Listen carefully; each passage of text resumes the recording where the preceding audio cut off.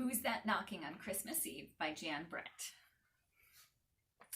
High above the Arctic Circle in the land of ice and snow, the northern lights shimmer in the night like a curtain of color hanging from the sky. The air is so crisp and clear in this northern place that one Christmas Eve long ago, a boy from Finnmark on his way to Oslo with his ice bear could see smoke curling up from a hut far in the distance. He was cold and hungry, so he headed toward it. Far off in another direction, someone else smelled the smoke, and even though he couldn't see it, he raced off to tell the others. As the boy from Finnmark made his way toward the hut, Kiri was inside feeding the fire that made the smoke that roasted and baked the fine food. Delicious sausage and fish and tasty buns and cakes were all laid out on a pine table. Sweet porridge bubbled over the fire, and the apple cider stayed cool on the windowsill. So why did Kiri jump at every creak in the sod roof?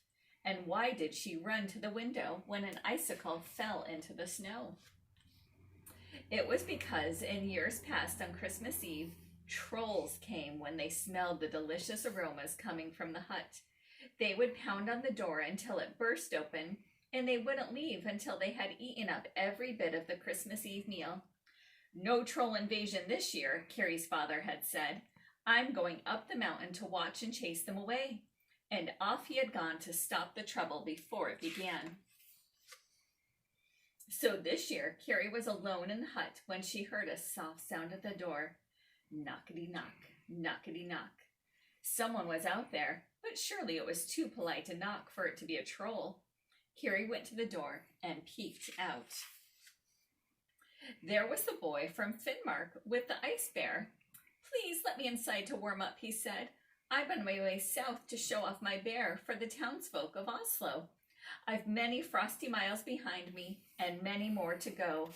"Come in," Kiri said, "but I have to warn you that, in years past, our house has been invaded by a pack of hungry trolls."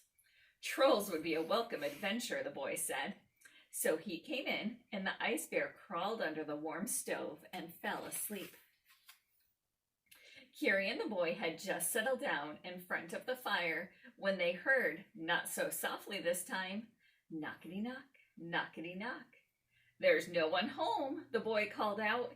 He was certain it was trolls, so he pushed the big chest in front of the door.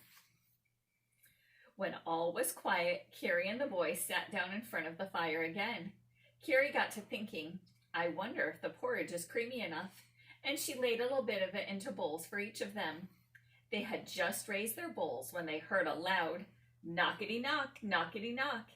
It was as if someone was pounding on the door with a big rock. "No one at home," the boy from Finnmark shouted, and he ran to lock all the windows. It was quiet again, but the delicious smells wafted around the hut. Kiri got to thinking, is the sausage salty enough? She took a piece for herself and gave one to the boy. They had just raised their forks when they heard a thunderous knockety-knock, knockety-knock. The hut shook and they heard a loud crack. It was the cellar trap door splintering open. Kiri and the boy ran into the animal shed and pulled the door shut, just as a torrent of noisy trolls burst up from the cellar. There were bat-eared trolls, there were bug-nosed trolls, and each troll was wilder and more raucous than the one before. They munched and grunted, shrieked and cackled, splashed the cider, and crammed themselves with Christmas cakes. Then, when they were through stuffing themselves, they tumbled about, pinching each other, stamping on one another's toes, and tweaking their long snouts, which is how trolls have a good time. But through the ruckus and din, the littlest troll spied the ice bear under the stove. He took the hot morsel of sausage he had been roasting in the fire and screeched, "Have a bit of sausage, kitty," and he poked the sleeping bear's nose with it. The ice bear leaped up with a tremendous roar, his nose burning terribly. Growling, he chased the little troll and all the big trolls around the table, up the walls and out the windows. "Scratch them, kitty." Kiri and the boy cheered as they watched the trolls scramble off through the ice and snow, howling. Up on the hill, Kiri's father heard the shouts, so he raced down on his skis. When he saw the trolls, Kiri's father could tell in an instant that they wanted to be as far away from the little hut as they could be. "Goodbye, trolls," he shouted as they disappeared up the mountain, and he skied home. "What a fine bear you have," he told the boy from Finnmark. "Thank you for scaring away those pesky trolls. You must come back next year for a real Christmas Eve feast on your way home from Oslo." And they all sat down for some porridge. A year later, Kiri was on the mountain gathering wood to make the fire to cook their dinner for Christmas Eve when the littlest troll popped up from behind a snowbank. "Missy," he called in a high crackly voice, "do you still have that kitty that sleeps under the stove?"